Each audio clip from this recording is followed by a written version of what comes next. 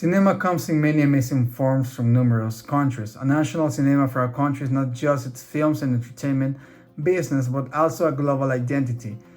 Films from each country have their own signature, yet share quite a lot of similarities. But why do French films feel so different from the films made in other countries? I remember watching the French movie Blue is the Warmest Color and felt like I have never watched something like it before. It was pure whimsical, yet managed to touch on the subject of sexuality with great sensitivity. Each scene was glowing seamlessly into the other one. Sometimes it makes you forget about the plot and just immerse in the emotion in the long it takes. It made me curious about the other French films, so I watched many of them. I wondered, do all French movies have a similar cinematic style to Blue is the Warmest Color? And the answer that I understood was yes. When I traveled back to the French classic like Jean-Luc Godard and Betty Blue, I noticed that they too were whimsical and expressive in their own ways. We can say that Ridley's is one of the pillars of modern French cinema. The director intentionally chose a handheld camera to give us a feel of rush. The scenes are prolonged, but some directors might think it's unnecessary. However, that's just the charm of French movies.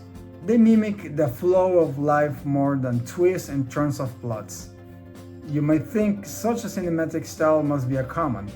Well, it has gradually grown on the audience, but earlier it wasn't the case. French movies were some of the first to introduce slow pacing globally and not stick to very complex plots.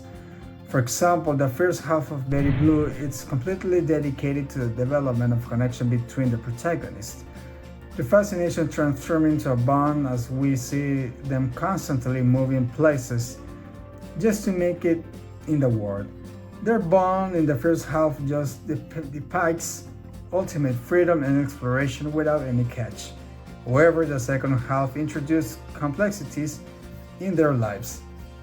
The slice of life movies of the 20th centuries have led to the expansion of such films. You will usually find them in Hindi films, romantic tragedy Polish films, coming of age American films, and many more. Other national cinemas usually don't go for such a format, especially Asian films. I observed that Indian and epic Chinese films usually have a more nuanced approach to their stories. There's a lot of going on in the visual stories and characters development. All in all, they have a lot of details in a faster piece. So why do French films have such distinct feel? It's because the native of movie French filmmakers and artists has always been to celebrate the liberty of life.